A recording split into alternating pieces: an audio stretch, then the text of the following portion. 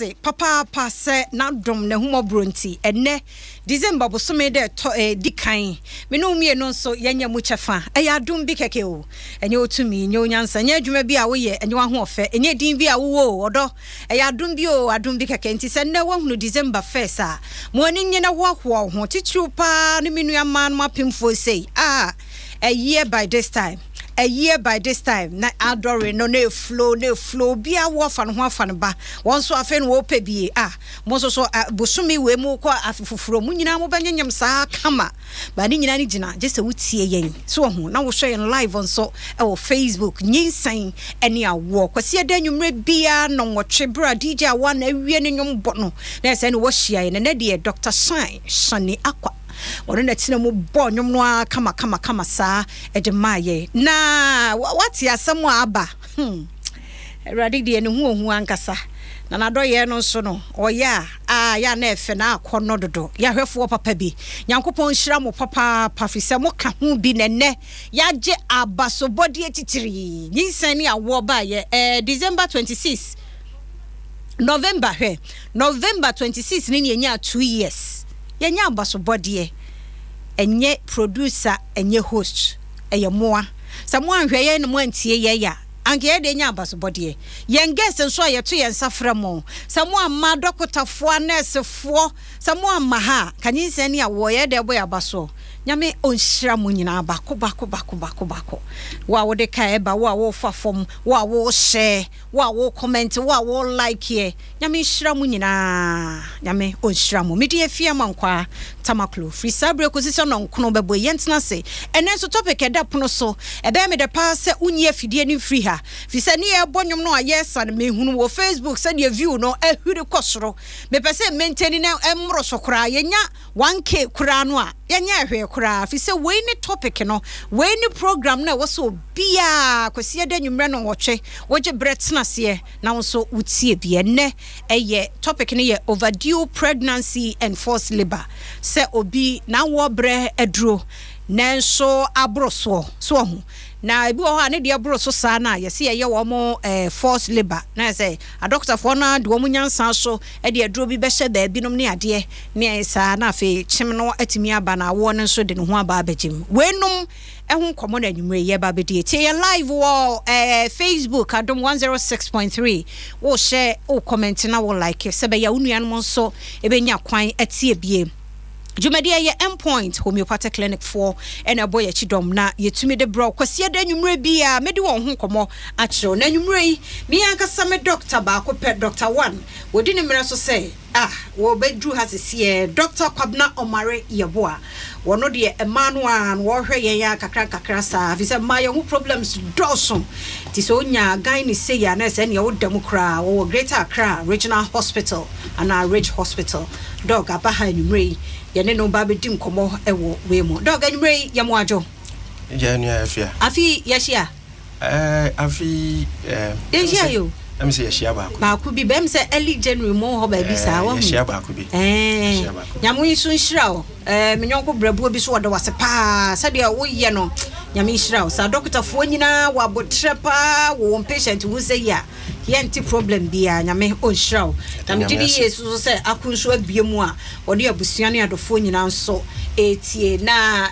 shine akwa mfama to Facebook ho na fe yadofo a wo mo share comment like no yensa temo bo mu din fi so mu ni wa nke nya abasobode no abasobode nyame yadoma next week se wa ma ye baba be si table yi so na mo anso mo ni atumi ahubi na mom sa radio ko Facebook adom 106.3 ye da ho live wo ko afia tamaklo wo page won so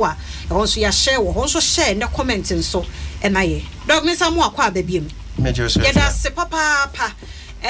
overdue pregnancy ni nua force labor ya tatiti bebre ya cry ya dance for see etimi share 17th na pa ho ni asa de share say bi say 21st afa date ni na pa ho be 2 de ya say oh no say we apa ho de ma ne ntoso miensa e wo so ba na ye force labor am say na no so ye de he on say first time afo ne de otete nsemi say na ebo hu say twum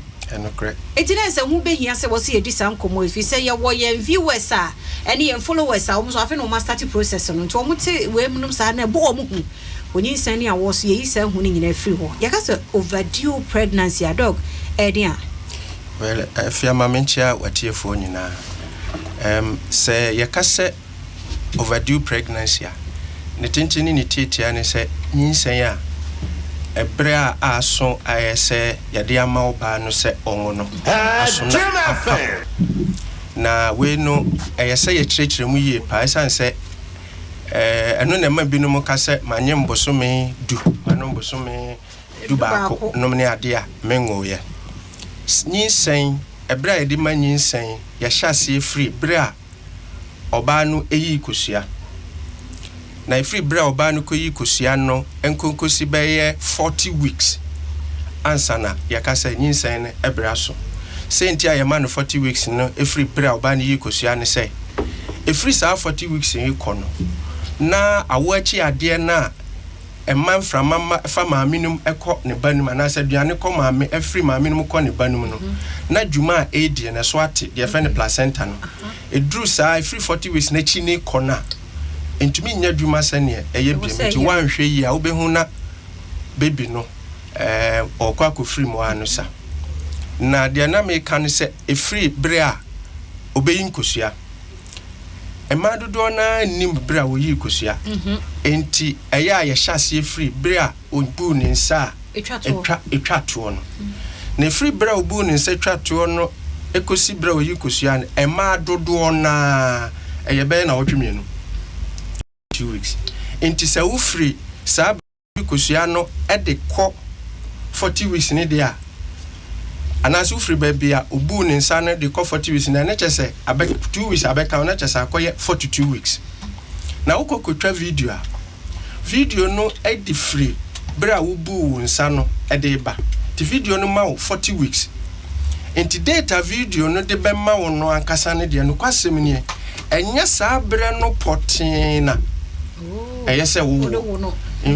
pen dodo pie no age be say na wotwemienu kasa date na video no de be ma eho enu nti na obi wa ho se me time aso enso me call in doctor say o ma me na wotwe baako o ma me na wotwemienu ejina sa eniema no so enti se video no wantwa no obrepam na wantwa ne ba bi mpa so a ebe daada ya doctor for okay enti ebetumi ama o date bi a bia nanka yeto ye bo ase hwehwe ma ne be ho sa nya sa date no ena yesenka obreso a ode ewo enti ne tintini ne tiatia mu se ye kase overdue pregnancy na chese nyinsan ya ebra yese ye de ma oba no se onfa ngo no sa bra na ye den apa oh yo anofo se wo baby ankomo no free ba no ye be wuramu akwa akosi akire na afa ye hunu because dog ka bibi fa akire se wan ko baby pa am ye ntwa video ni yeso a afa wo de beba na afa wo ba bedada doctor nti na me say hospital wo hono mu a opese wo twa wo no hono mu a wo twa kura obesa mu asa ko twa wo baby biem se be ye be confirm so hu adofo mu me nim komo yi ni entie ni ye pa na mu aye ya de bia me ka questions bisa ebro na so ba wunya fafro ko busa questions bia so dia wonti ase bia busa won wakasa wo ha adwen kura ma abunfu uri busa won Fasadanoma endpoint homeopathic clinic free screening also eguso eno topic yi say so eboa enti ma no yenkwohwe na obia ntumi nyim emfa no ho emfa ne ba basa infections ne yare wo hono mu a ebe ye dene enti na endpoint is wo ye free screening e de ama ye if say e ye 10th anniversary todo for trumike na mema no so yenkonya mo ho saa prostate no ye bo ho ban se be ya cancer bia nkonkoje mo so enti yenkone yenkohwe ye prostate no se bibia entochema e wo ho e ye free so okona bibi o mu dia and you so percent point for hwe wa o mehwe so so call hospital so a eno so akonya no wo Fred Dr. CC was 0244 867068 0244 867068 endpoint number and no overdue pregnancy and force liba hon komo and ye dia doctor acheche ye mu de ye kan say overdue pregnancy dog aka eniema bi ede nanso wonfa kakransa nka ho de pa na course saade no de din kan a ede saade ne ba dodo na no efri sene na medin kan kan inaccurate dating sene abrofo me kan ne say oba binum bebre ho a time odi nyinsan ye kura onkai time a odi bu ne sampo no onkai nti yesa na ma ebre a ye de besusu nyinsan no I say asa mo mutirim enya se ye boye trim ukọ na ukọ yes kana sa ukọ yes kan no bosume miensa edi nkan na date na ya de mawo no eya na ye papa sen bosume miensa edi akire ene de to aso no enti obi wo ho a onyinsa wonim wankwankọ yes kan mpontem enti wakọ yes kan no odi beye 5 months 6 months afi na ukọ yes kan eba ne sa date na scan ne de mama ye no enye papa enti be wo se no na ye de begina so ye de yesusu bre a odi ebe ewo ti obi wo ha na ahwe ye ama ude no akopa wonti de din kan ye de ba pa ye inaccurate dating chese ye enam se wantumi amantem anakra won kai bra odi bu nsanti ama ye ntumi ansusu sane ye se ye na ama scan na ma ye date bi a enye papa na akọkire se obre na apa ho ebi kra na no kwasem ni na empa ho ebinom so wo ha nhwemu ahwe hu se obi a ni nyinsan ye din kan no epa ho no eye taisi biem enti se oba din kan na wo be wo no ni ebre ne pa ho ansa na wo a wo san nyinsan biem o betumi aba se sa ebre no be ye den apa ho ena afenso wono a won woda nyinsan ye din first time ese no empempi dudu opi no ya na wo mo bre no epa ho ena ebiom won a wo mudu won soso se akesifo ana se obi a onyinsan ya ogani weight bebre no san crofo no so hwemu ahwe hu se omunyinsan na ya na tai epa ho ena afen soso no ema won fie kwanim kakra bia free be 35 say 40 ekono san crofo no so munyinsan ya ya na date no epa ho ena afen soso ahwe hu se odi onwa nyinsan ya chise de oba ne nyim oba ene de oba ne nyim mema na eya na mema no date no kwachiri esen ema ne de enti se bia male fetus se bia abofra o hye ne ma abofra ne ye obema empendudu opi no ya na nyinsan no ebre no date no epa ho sen se eya oba ena bi wo nso so ya na abofra na wo hye yefunu mu no ni ho atechuma kakra de ka ne se congenital abnormality se sene ne bobre no ama sene ewo se eba bibiesi wo yefunu mu ama abofra no de ka se abnormal baby enti eba ne sa ya na so anyinsan no so echepa ansana atumi aba asa ni date ne pa ho ena se wo ye oba na wo ankasa ye wo no wo ma mi date pa ho a wa hwe ya usu nyinsan ya usu ko wa usu date hereditary ebe pa ho che sane kan se hereditary no enti sane ma wenum bi ena eka ho a etumi ma ema nyinsan a wo mo bre no tumi pa ho okay Jumadi wutie yen ewo OFM oboase 107.7 and ye Cape 93.3 FM fonso age atomo tie da munyina ase oba Facebook ha nso a uhuru se enkrofo like share comment papa panti se wonyanya wode no a no aye ne sanso e de amaye NS Kobi GH nso se ye ho ye obi se se ne ye ho tie ye ho ye papa ye da se kwame anane asmanyi efia wo aye fepa medasi nyame hira so se wo hwe na Moaten Steven Kwame enso hwe en live nana ya o say tutu o se nice ye da se Joseph Amofa enso na edefa ya bi atwi ato no ye da se papa I'm really enjoying the music pa Lotu Emmanuel ne dia no George Mark so the bibia beto Prince Charlie I love this program ne dia wono so the ba you know Ike Norton so hwe from Pong and away pon ana pon pon ha ya da se papa the graft ya oberma preko wono so nyankopon hira ya da se papa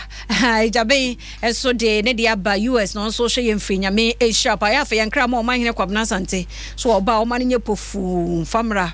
extra luggage anyahwe ma no onfa ni nyina mrebre ye kama ha na same enso hwe yemfri hefa no so hwe yada se Miriam ya so hwe yada mo se Steven Anan wo de nenko wa makran ke be me ya so ye mo akwa papa so abribia wo itili ho wo hwe me sure say wo hwe so na wo comment said wo comment wo hai Mustafa enso hwe modoso papa ebre ko nanim no ye be kenkan ni nyina so e de ama wo hwe no so nenkomo no eye overdue pregnancy ne forced labor ho komo ena nyumre Inti baby a dog dey aba be free no wahunu yensunso a ewo abofra no ene baby no so se koba se akora no ehyemu eche ebro weeks ana bosumi a wo se oba no a yehwe akora no famu se yehwe abofra no famu aniema mienu ene betumi asi titiri de din kan se awo achi adan na ye placenta no ni dwumadie ne ano brasia enyan sunsanso e wa bofra no so ene binum wo ho nso so a nyinsan na pa ho enso placenta no egusu ye adwuma ye se eye eno so won sunsanso se nyinsan no atwam na placenta na nya adwuma se ne ye se eye na emma abofra no aduane ye se onya free maame ne ho no onya enti ube hu se srade e wa bofra ni mu no na tese ne wedie na twintwam ube hu se abofra no small boy old man sana ya na meta from na afi ube hu se wanyi abroso nti ube hu se bi wa na afifi more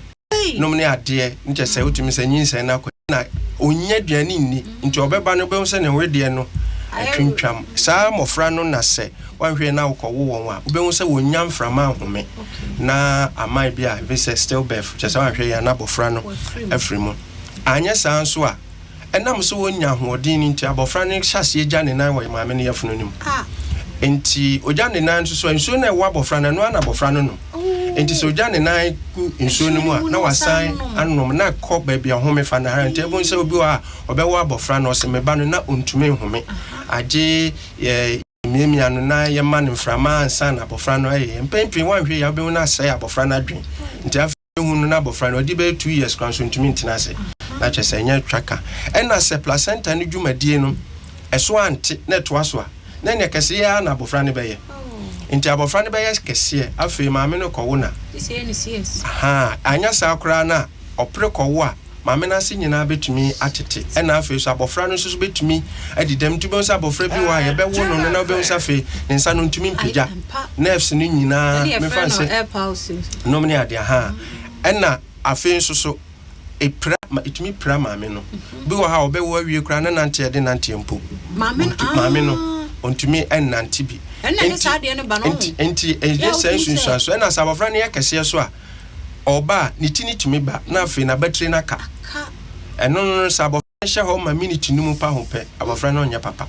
so wo ne mpo kra no a wo de ani je be kofie ba akire no ubenu ho enti sanyinsan pa ho a sunsuaso wo ho ema abofra no maame no sunsuaso wo ho ema no se nyinsan pa ho a ade am hyehye eba isan se onim dia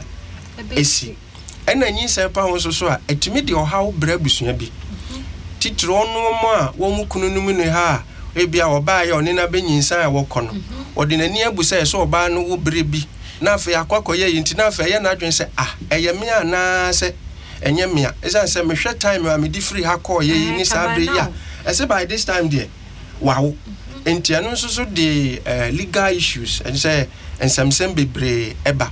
ena afi nso maame na ankasa mu no ankasa no se ne ye kan ma okɔ awo so a etimi ma awo no eche titiri sabofra no so a etimi ma awo no eche ena owo wie kura no a emogya tumi etu no pa yie ena afi nso so anhwe yie behu se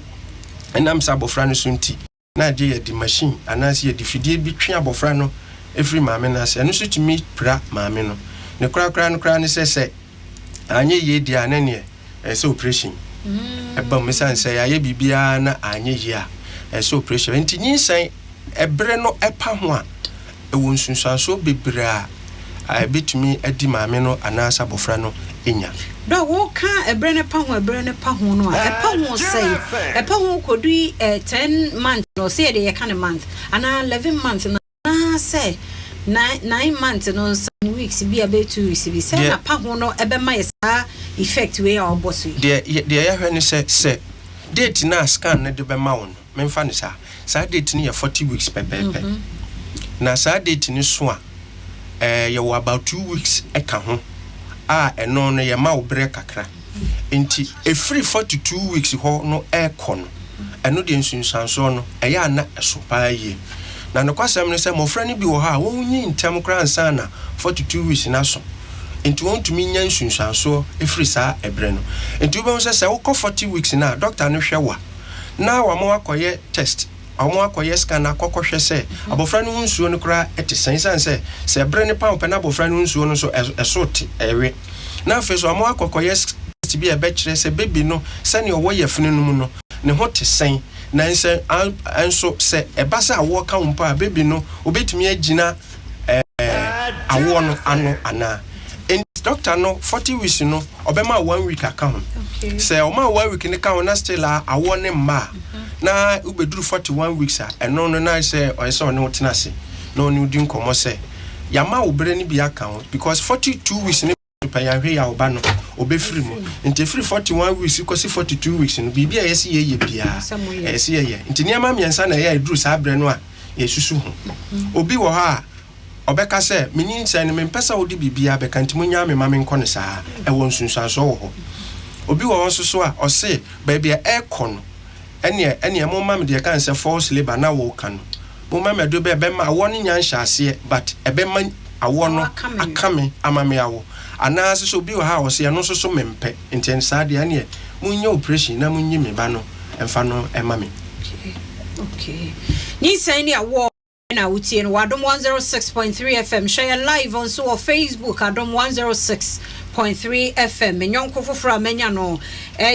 orache wo share memenda no irrigated health worker yepoye ya ezi kushia no o maya de pa nyame hwɛ mu nyina baako nyame ensure Mr. Chase so wo hwɛ na utie ya bribia na memenda na mehu physical nti nyame hwɛ sɛ nwumre so agebre na wo hwɛ ya hwɛfo nyina modoso nyame enhyira mo papa ye beba bete Nyinsen Ne Awo ne enkwahia WhatsApp group so sɛ be ya ye be family no be big ye na ye so ya hwɛ kwan a ye be nyinya doctor mu say 1-on-1 mu say na group no ne edo mu tum saa na o ma ya kɔ no baako so no be atimi anyima wo afa no ho afa ne ba na ye wie overdue pregnancy no yemra forced labor because dog be wie ne kasoro de no so ebebewura mu eno so eye de he forced labor no an de ye de aduro bi be hye ho no ana se ye de nsuo na esi so ana se no so etesen e kasa forced labor eno so ne de e kasa forced labor na che se esa wo kan awon kan eno nti ye bibia beboa ama awo atumi account na ansa ne be yes ade no efa me fa so overdue pregnancy ho no ye wade a ye hwe wa wode na no se wa wode no se ne ano ne tie no ano ne ye den ana se emra se ye hyase a ebe ma nkunimdie aba ana okay na afen so ya hwe oba no ahwe se abofra no ne bre apa ho enti ansa ne ebe ma wo aka ho na ye se ye hunu se owa ahoden a obetumi di agina awo no ano enam se abofra bi wo ha ebre ne pa ho pe no ayemre nti wanhwe ye na osan koye sa force labor ne ka ho a abofra ne beba no na wayemre wanhwe ye kura nyame anya adoma obewu nti enso ye hwe so sa abofra no nso so ewa ahoden a obetumi agina sa force labor no ano ye nya ho sa awie ne ye hu se bibia eye fine abofra ne hu nsuo no nso so eye papa na fe ya toa so akoye force labor ne ye wahodo bebre se wawode no ano ayemre dada dia eno no ye tumi paya abofra ne hu nsuo no ne ahwe nsuo no kala no se ne etie se bia abofra ne enya ne nan wo nsuo ni mu a na eno no ye paya hu nsuo no sa ne ye de aduro agu dripum na chese ama yawo no ahyase na ama waka na se ye hwe wawode na no na awode na no aye dia na no ne waduro bia ye de be hye awode no ano ho na aduro ne nane a na ma awode na no ayemre se ne be ya betumi ama awo no aye den ahyase enti eno ne ade a empem dudu opii no ye enti ye hwe awode na na awode na no ayemre de a no ansa ye be pa abofra no hunsuo na ya hwe nsuo no kala etie sanse ye pa hunsuo no na etie sa abofra no adi nkan ya jane na agu nsuo no mu a kyerɛ sɛ deɛ yɛ ba bɛyɛ no yɛtoa so yɛ a wanhwɛ yɛ bɛma nsusuaso bɔne aba abɔfra na kwani so no wɔ he na muhu ya mokɔpae o sɛ abɔfra ne da kotokuo ɛna ɔhyɛ yɛfunu no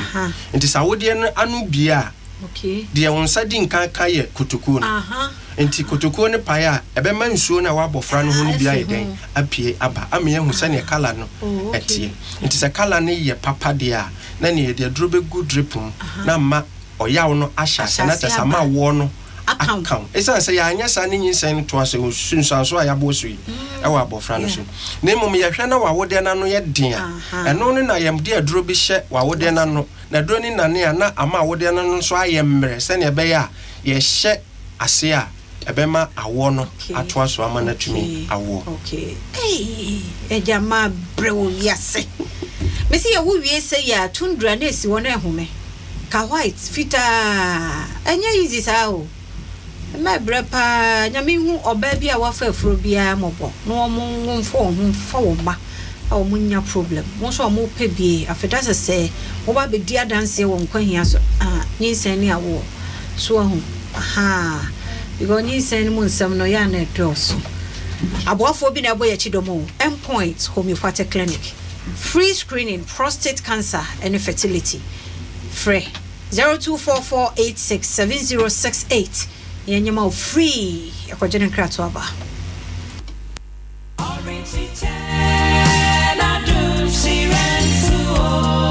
Minua eya yare ben e na agi wani je afiri wonsam yare bia na no kwankoro ete woni padua mu ana sempo ete saa entina ho ma wo yare no enku ntwene bomoden na hwehwe endpoint homeopathic clinic for echira kwan na wonfa won ambefo emfidie no ehwehwe woni padua no mu asan eyi eduro ede amawo ama wagye wo ho afiri yade ko a awo no endpoint homeopathic clinic edi akotene papa wo bra wo ko etia enyarewa bi te se diabetes infertility wo ema ne mema mu stroke na efe enyarewa hodo a ekeka ho na enije sam kese pa wo mu ne se wo ho nimudie ene akande se wo bekum HIV emwa na ebetena uni paduam no to ase endpoint homeopathic clinic wo kɔ hɔ no mu a won san fa wo yade enkofie wo behu wo mo ewo Peters Road Shell signboard and our doctor no ewo 0244867068 and 0274234321 endpoint homeopathic clinic, your lasting solution to all chronic diseases. The Aquatus Foundation, in partnership with the Anglican Diocese of Accra, the Catholic Archdiocese of Accra, and the Office of the former President J.A. Kufuor, present the 2019 Gifts for Christ concert happening on Saturday, the 7th of December 2019 at the Nat Hall. The time, 7 p.m. prompt. VIP tickets are going for 100 Ghana cedis and regular tickets for 50 Ghana cedis. Get your tickets at Bachona Total, Airport Shell, or Joy FM. The concert will be headlined by Grace Choral International. Do note that funds raised will be donated to support the diagnosis and treatment of children with cancer. This is in partnership with the Lifeline Foundation. This event is also in partnership with the Multimedia Group with support from Bank of Ghana, Goyle, FedEx, Oracle, Agri-Buttons, and Stanbic Bank. For more information, please call 0540-126575. The 2019 Gifts for Christ concert.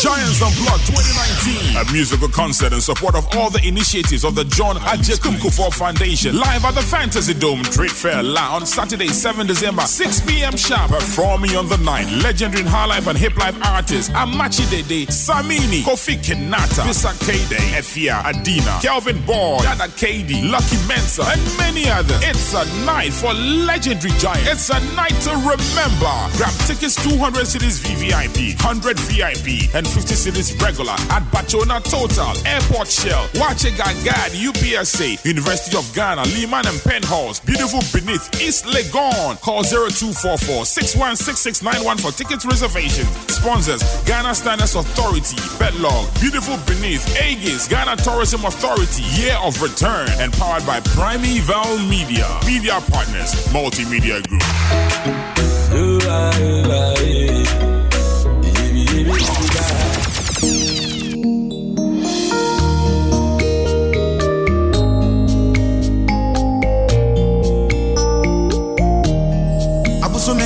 kwantuo emu won sensem bebere emu yare emu amane hunu ti afia man kwata maklo e Nyinsen Ne Awo pre enu se onkasa nwie no na wanya wo na no aduro aboso me kwantuo emu won sensem bebere emu yare emu amane hunu ti afia man kwata maklo Nyinsen Ne Awo pre enu se onkasa nwie no na wanya wo na no aduro enti kwasia danyo mrebia radio no na adum FM Nyinsen Ne Awo pre apono wachino radio no na adum FM Nyinsen Ne Awo pre 106.3 radio no na adum FM Nyinsen Ne Awo pre Yensama munyina John Samu akwa abamfa omra dom 106.3 FM Nyinsen Ne Awo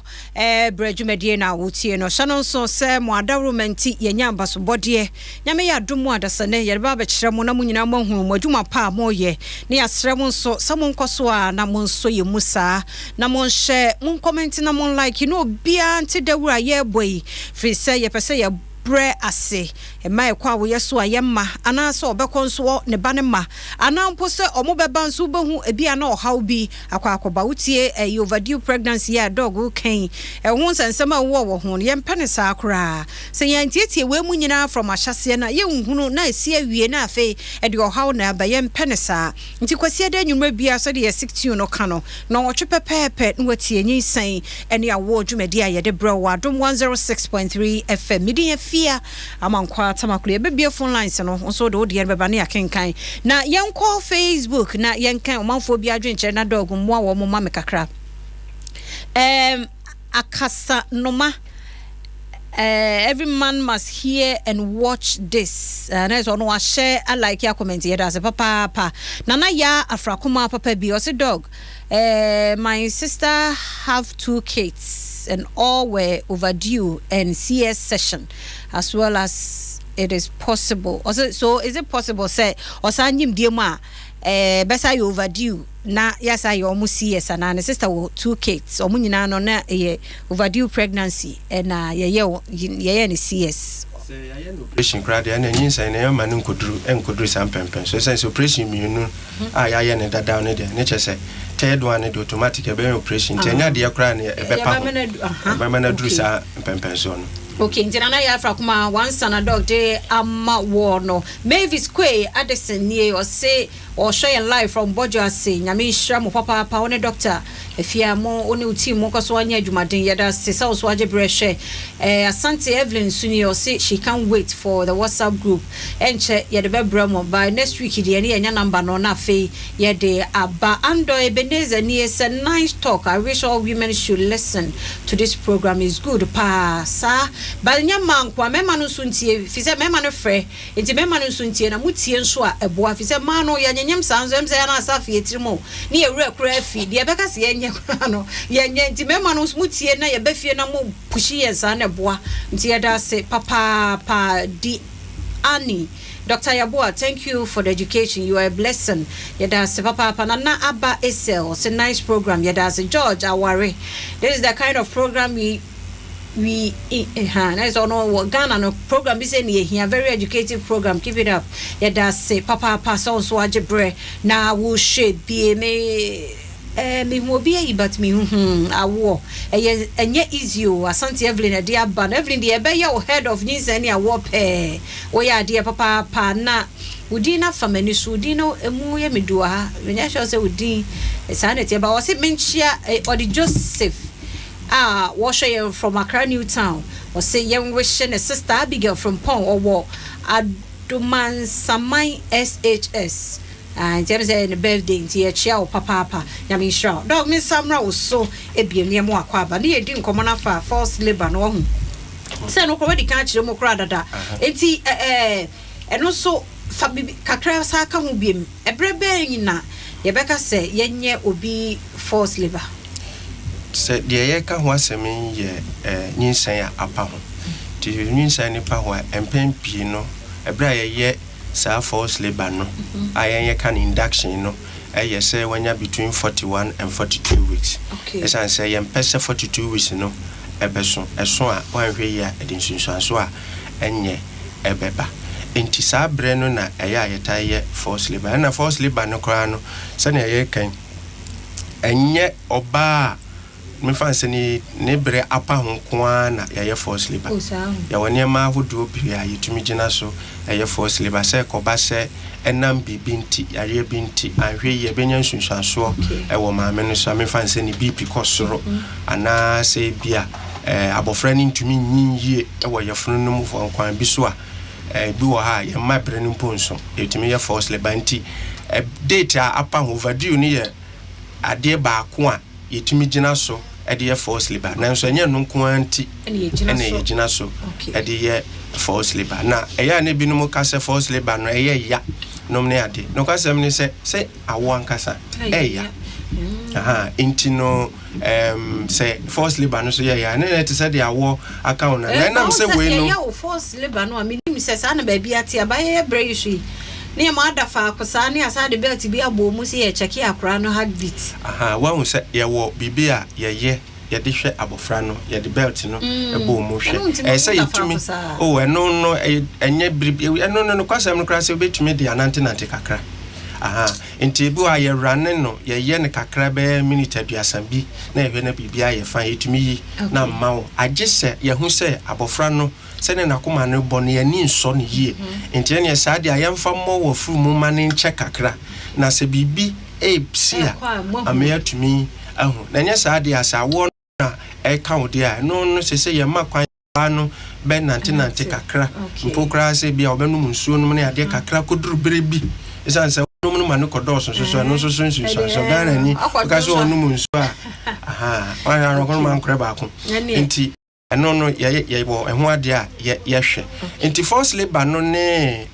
normal labor no eya na ensusu anhyeda nantem ba na nse we ne ye ya ne ye hyase enti no wadwen unsiesie wadwen nyansiesie bia enti yawo ne ba emane yawo te se eye yasen ba kun san se normal one ne de eye kakra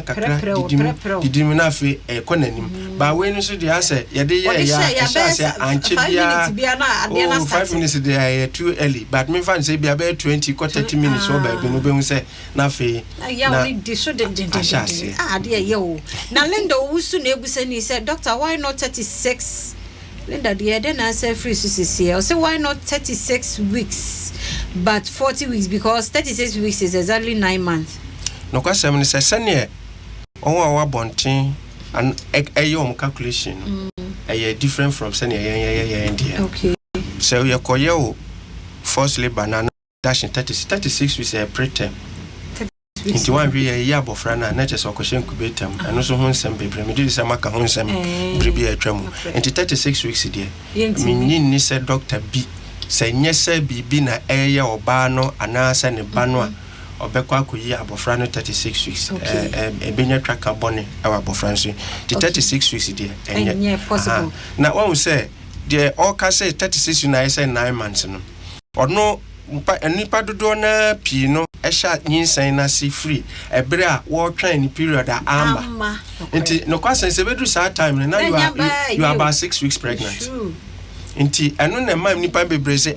me 36 weeks ya 9 months but the be ya hya si free time a wonya wo period no de twato na ebi ama bi ho ne hya si free ba won so wo twan say ba ko ne beba ama no ansa na be sa abre ne na free time a unya period be si abre na chesa almost 5 to 6 weeks inti sa na nyinsa na de be 5 na unya we eni nti na ya na binom ka ni sa ni 9 months ne ye me fan say about 42 weeks. Okay, Matilda boy said I have my baby boy 42 weeks but through CS cause the baby was too big and very big tummy. No way 5 kilos. Eish. Nyame na agino wonye easy 5 kilos there. Irene mama efuado. Irene papa bi meda say was a very insightful program. I love it. Yeah, that's papa Asante Everin so say Nyinsen Ne Awo program there really teaches a lot. Yeah, that's papa na atwe abla boy free so nice show. I have recommended it to my 3 pregnant women to always listen since it's educative. I do FM no size. I'm watching you live from Oyarifa School Junction na atwe ablo. Nyame ochra papa say no money epe no mo recommend sa no. Bu wan say yet one day obi enu obanyim obenya problem da fi say wasua ade no. Ya be phone lines no 0302216561 0302216562 now so for adwenkyere no ebra eti dog sakobasi eye force labor no ni ade na ama baby na ama eno when we say force labor no ye said ye be ya botai ni say wa ankasa obewo okay enam say ye hu say baby na duru ne ya anya netwa so a ebenya nsunsan so bone ewo no so enti say ye force labor no ye wo biribia ye koduru ye na sese anye yi awode na no amie awa ankan a na chese de twa to okra ne say ye be operation ene chese operation no ye bofo say last resort chese no ne de twa to a chese ye ba ebe enti ye force labor na anye successful anye nkunim wo na chese ye operation dog yen fi first call wa homa no so ore ye mo adwodo wo Nyinsen Ne Awo so di ni baby afre yen fi. Hello, good evening. Ya jo so papa na free he lo already no maye Me fi asutware yo mpacho yenti o FMNS yo yenti o me pacho njiri on 2 years the first one on 2 years until within the 2 years no me fan say 3 months down na so nyemi nti obawo we no nsan ye ne CS na me ntia se no me Edendina amugenza. Brandest. Also, oyire nyem ye 2 years ansa no. Debut, the first one no we 2 years. 2 years interval now oh ye second. That is 3 months ago. Inti ashekra. Na dog will be so assemty hold on. Oh, na me nature say the owo ye no operation ana. Second one is operation. Second one in operation. And now signing say be me say na am say entemu no enwa chirinchi e be sign operation. Say na person chana. First one in operation and the second one was the final operation. Okay, dog be ya no the amount because wanity. Why? Okay. And I say. Ofo from so ahoma no so. Odo ya mo adwodo wo Nyinsen Ne Awo so. Udi ni baby a wo free yemfi. Good evening. Ya jo so papa na free he. But don't suggest me sound. Nsan wo mpacho yenti o. Okay. Oh. Program na me fa akaka say fine pa. Yeah, mon koswa fa sa ntete na. Yeah, that's papa pa koswa na unso tie yen kwasi ada nwumre bia 8 p.m. na ya sha se 2 years ni ya that's ofofro nso ahoma no so odo ye mo adwodo wo Nyinsen Ne Awo so. Good evening. Am ya ju so na free he. I'm free Lashibi mpacho yenti o. The pacho, my problem they say. My first born was 10 years. Now fina mafa yefuno. Hame. At times no. To me mama ya see do mean to me nantini idea. And any problems I may face pa. Now what for nya say? My hospital what for nya say? This is just the beginning. Yo dog be ya no the amount because so tie. Yeah, that's it. Papa, from so ahoma no so. Odo ya mo adwodo wo Nyinsen Ne Awo so. Me jo so. Papa lo radio no my empa na my feedback wa ha. Me pacho mate. Yeah, that's it. My yenti o. Yo, me da se. Pacho, you from me Mr. Nobody, me physical kroboduma se. Papa yenti o. Yo, me da se. Ni juma pa. Mudi ewo Ghana han mo bi se. Mo efidie edre chipa na nsemo no Togo beye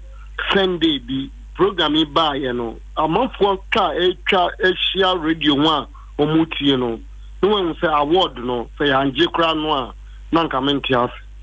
na wo hwe ye for say oba bisia mami bi owo baby amiti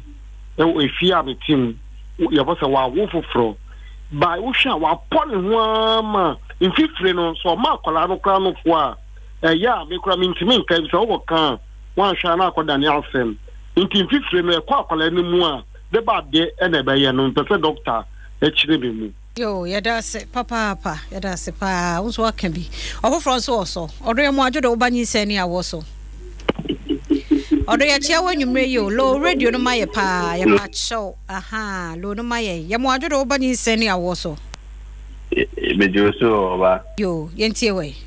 Me pato a flurry, Nicola. And my wife, when I feel the first time or day is any. Also, Nama or Nantia, none I say in do. Now, at the same time, you know, like a tap a drink, and I'm besides a yana. Or pedoco drink and petition. Better mot. Okay, not no funny, say. Me fancy 6 months, no. Okay, and I know first time I would show you. The patron may say, I'm a fly, oh, Kafra, Coswanity, and a dog be young on so the amount. Why? The patron, I say, Papa, Payam for your last caller, or they are more to Obani Senia also. Or they are chair when you may Yamuajo. But I found the Pacific of Footgear. Yo, yenty away. But actually, the person doctor say, Menya a 34 weeks. But me them, no me da left na me breast but me da right na me da okay. It's me that and I'm sorry so me things pa woman since na me say okay ana. Okay, dog be ya no the amount. Yeda se papa yemfa 2 calls bi ni enwie. Odo ya mo ajodo oba Nyinsen Ne Awo so. Hello. Mami ye chia when you married, na free here. Oba ye chia o. Yes, ye jo so. Pepacho good evening. Ye jo so mami na free here. Me free kaswa. Yo yenti o. Pepacho me person me bisa doctor say. Ya den ya Nyinsen Ne overdose. Ama wo training na overdose. Third one, no me say me go hospital because omuye induction. Their friend first weban. If me am train ya but later no, I result so CS. Instead then now be me fair fu na me saying na me overdose. That's it. Na utie from Ashase no. Hello. Me say utie ya Ashase no utie. Okay, ya da say yemfa last caller. Odo ya mo ajodo oba Nyinsen Ne Awo so. Hello. Share when you marry. Yo mejo so mame. Yo yenti o. Me pa chao mawo mienu first second ningina me operation. By third one no doctor no sign Emma me time pa ho mama me force labor. Ningina echi no ama omukwa MCS. Me we na mba na problem. Kafra. Unya problem be. Why Down syndrome. I don't know. Say because obi aka buy operation be no dem take a third one nke easy say on be say doctor echirem but on my time no so my pa ho ama say abofra na ye obi a wedi dem. Kafra is it when you say 10 years. Ya me be to the kwaswanity dog be ya no the amount. Ya da say ya frɛ for papa bi ya mo say papa dog. Yen shase ni ya no. Mem se me shase afri de weto no. Sani amedin kan kai no se uyo operation mi no a. De atoso mi ensa kra de ye ma udate ne nsumpo. Nti me nim de senti ekoba ye se ekopa ho sa no. Se minni ho no mintumi enka ho asem but de ye ne se Nyinsen ne ayo operation mi no de dada de atoso mi ensa no. Ebra ni mpo ye ma ne nso. Na ya ya asa ko ye force labor enti eno no minni fast ni nyina no de mem se mema na si wa de eto aso no ye overdue em se no ye sha ase em se no nka ye ho no kwasem ne se bibia eye bibi boni wo Nyinsen ma esi no Nyinsen bi ma wa hwe ye betumi asan si e se ma de show ma dream enti se Nyinsen no epa ho de di nkan a de to so mi no betumi apa ho em se ye di nkan aka na se de dip sa de ne band de besi ne obi anim se ntia sa de no eba ebiom no ka se 34 weeks na yesi onna ne benkum so na asa wada benkum so awabre hopo onya comfortable uda benkum so no na bo ama moja no timi bo efa abofra no mu yie but oya ne bebre so so awbebre nti wo mu awbetimi adane ho kakra na mpendo do na down left but so bra o chia ho to right kakra and say and say hwe ena the otoaso no ka say ne yere Nyinsen 6 months onom drinks pa drinks na ya na carbohydrate ne sugars ne dose one hwe yi a obegani too much weight na obehu say bi so abofra no nso so excess weight na afa ebenya insunsanso so wonya too much weight ana ya ka say betumi ama Nyinsen no kra pa ho nti drinks ne bebre ne saa no wo Nyinsen me no enya adepa nti so betumi di nsu a substituted drink na ana kra natural fruits no me ade a mesisi se eno ebeboa na obi ka sweat wo nu for hon me ade no na ma se da bleach ni de enya adepa Anti woman no for ni fifire ni bleaching no na ayasemo eno de me ja no ho a me ja no ha no pen for bleaching akura na infect be na won so say bleaching no ayi na ye de bleaching no enro no se ehwe ni ye se ehwe ni ye pa we de o kese wawo we wawo nti enye obi a wonyem but no ka say ono ni problem ni say and you sweat na wo nu for no na abofra no ye say me fan say infection was skin no ho a ebetimi anya nsunsaso abofra no betimi anom na no bi ka say wa Nyinsen first one em say 10 years ago wa wo your first one afi na wasanyim biom na asa man problem when say 10 years ago no 30 years say so how many years 40 years unyi na Nyinsen ya ya na obre kakra ewum enti e bia de wo famu na nya bibi boni bia ye se body na se wa bre kakra because wa back to normal say what are the name fanis bibi sa enti che se ase ha na niam no bebre so ha ni refi e bi kra na ba ko no ofa mu bi but ache ni nti ni refi enti dodo na ya na enye ohaw bebre okay di odin kan no bisa am say ne yere ye no operation o say anche e no san ko biom ye say be no operation no san nyem nechi no kwasem ni say ye operation na Nyinsen tem na from time ye operation ni ko si time a wo beba wi eni be ye 18 months a che say be 1.5 year 18 months a ye be say operation biom e san say etwa na ye twa wo awode no ho no enya nwunwie ye enti ya hwe ye ne ye san ma ukokko a awode no be pai ema baby no afrimu enti say from first one now we operation no eba say die enso say entem no enuru beye 18 months e go 2 years doctor no be too for say me anya operation say ne be ya ubenya uba no e de na kofi a unya nsunsanso bone bia okay na menua ba ko bi de no question ba ha afa mani so say oye 40 plus 1 everything was okay until so when you still birth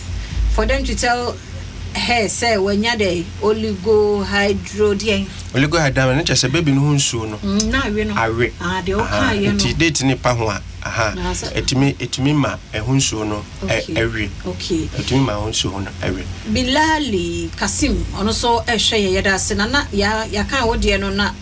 George Awarin so ya kan ho US or you know ono so ehwe free Isaac Chumesi and so share free Israel television sister fia nyame sha oni team na dwuma no na mo ye no nyame ensha mo dog emre no so ya asemu a etwato ya ye de bema ye nuano mo apemfo dia me pesa me ka kire wo ne se Nyinsen antenatal bomodin akọ antenatal okay na ebre no so pa ho so ebre no ya asoso a o midwife ana sa o doctor no bedin komo afa okwan ya befa behwe sa Nyinsen no so empendudu opi no ebinum ya na ya tesem obu okra firstly by ye nye ni bida wate enso oba ne se enam se Nyinsen ni kwanim te be firstly by dodo na bi okra on pese obepene so nti yesese yenti ase firstly by no so eka dwumadie no eho na eno ne ade a yedi nkan ye se ye behwe sa bofra ne betumi aba na sa bofra na ama ya ye operation nti se koduru sa mpempenso no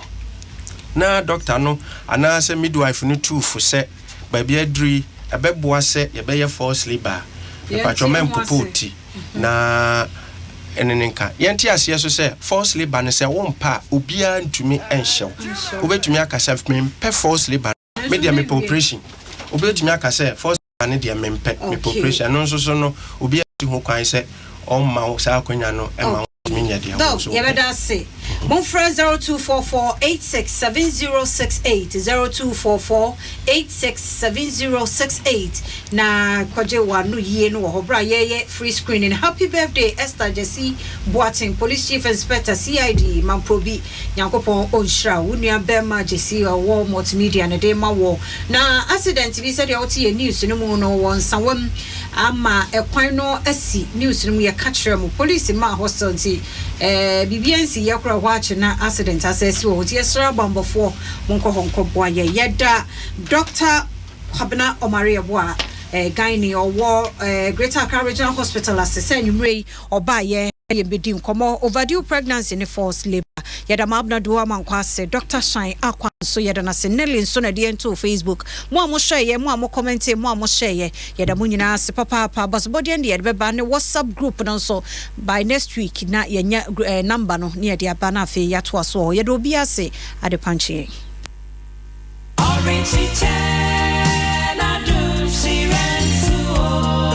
Minua, yare